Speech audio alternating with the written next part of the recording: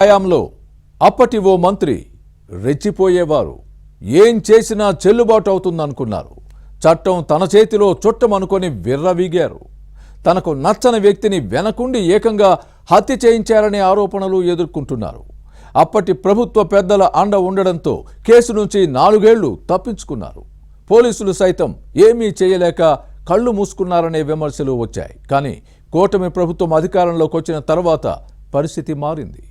బాధిత కుటుంబం పోరాటంతో ఆ నేత పాపం పండింది. ఇక జైలుకు వెళ్ళక తప్పదేమోనని విలవెలలాడుతున్న ఆ మాజీ మంత్రి ఎవరు? Let's watch the story.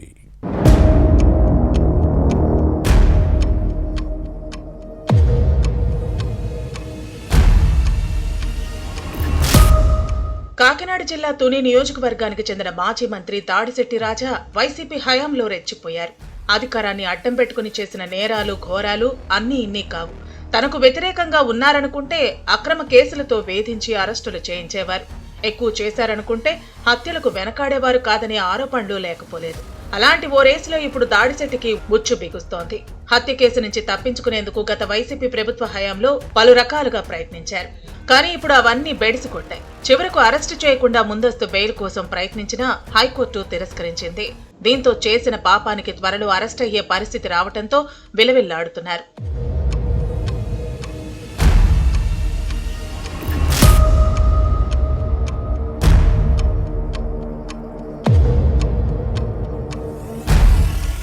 ఇన్నాళ్లు తన పాపానికి కొమ్ము కాసిన వైసీపీ ఇప్పుడు ఈ విషయంలో నిస్సహాయత వ్యక్తం చేస్తున్నారు. దీంతో కటకటాలు తప్పవని కలవరపడుతున్నారు దాడిశెట్టి రాజా.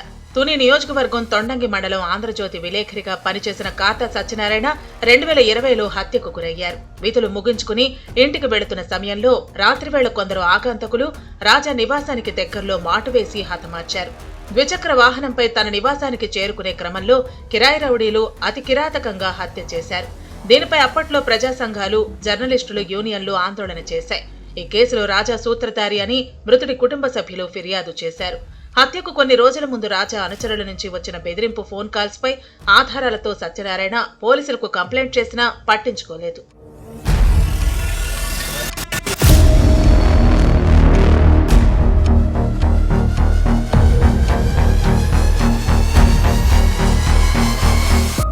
అయితే హత్య తర్వాత రాజాతో పాటుగా 6గురిపై పోలీసులు కేసు నమోదు చేసి ఆర్థిక లావాదేవీల గొడవల కారణంగా హత్య జరిగిందని కేసును నీరుగార్చారు. పైగా ఈలోపు రాజా మంత్రి అయ్యారు. దీంతో అధికారాన్ని అడ్డం పెట్టుకుని చక్రం తిప్పారు. దీంతో పోలీసులు దాఖలు చేసిన ఛార్జ్షీట్లో దాడిశెట్టి పేరును తొలగించారు.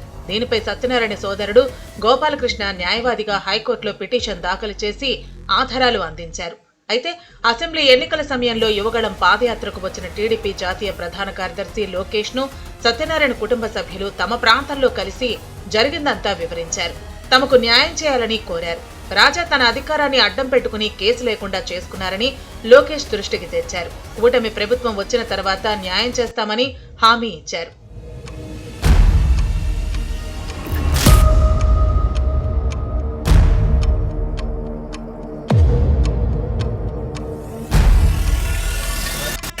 అప్పుడు చెప్పినట్టుగానే ఇప్పుడు యాక్ట్ చేశారు లోకేష్. సత్యనారాయణ హత్య కేసును పోలీసులు రీఓపెన్ చేసి పక్క ఆధారాలతో దాడిశెట్టి రాజాపై కేసు రిజిస్టర్ చేశారు. గతంలో పోలీసులు అప్పటి ఎమ్మెల్యేకి అనుకూలంగా వ్యవహరించారని తేల్చారు. దీంతో సత్యనారాయణ హత్య కేసులో రాజాను ప్రధాన నిందితుడిగా చేర్చారు. దీనిపై మాజీ మంత్రి ముందస్తు బెయిల్ కోసం హైకోర్టును ఆశ్రయించినా తిరస్కరించింది. దీంతో దాడిశెట్టి ఏ క్షణంలో అయినా అరెస్ట్ అయ్యే అవకాశం ఉంది. అయితే రాజా వ్యవహార శైలితో విసిగిపోయిన వైసీపీ క్యాడర్ సైతం ఇప్పుడు సానుభూతి చూపించడం లేదు.